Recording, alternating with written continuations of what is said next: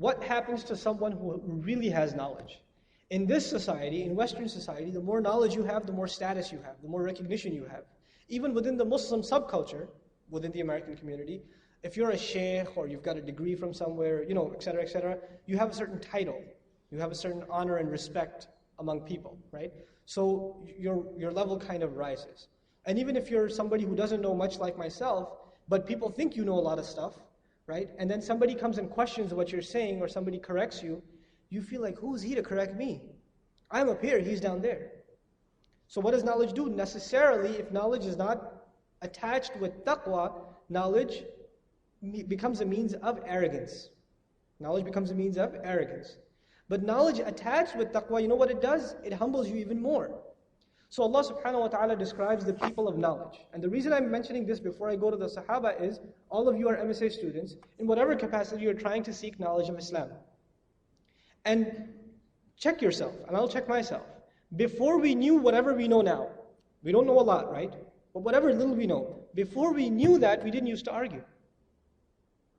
And once we learned a couple of things, then it became that what we know is the absolute truth, and what the others know is obviously wrong. How could they follow it? They're so utterly ridiculous for following what they're following.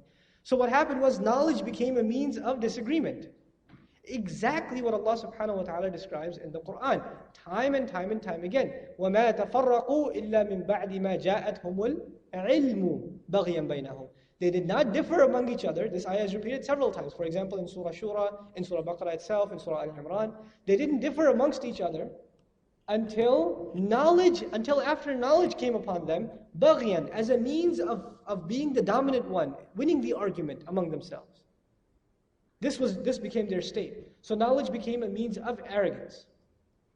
But the people of real knowledge, Allah subhanahu wa ta'ala describes almost at the end of Surah Bani Israel, Surah Al-Isra, where He says, إِنَّ الَّذِينَ أُوتُوا الْعِلْمِ إِذَا يُتْلَى عَلَيْهِمْ يَخِرُّونَ لِلْأَذْقَانِ سُجَّدًا. The people of true knowledge, the ones who have been given real knowledge, when the ayat of Allah are recited upon them, then they fall on their faces in sajda.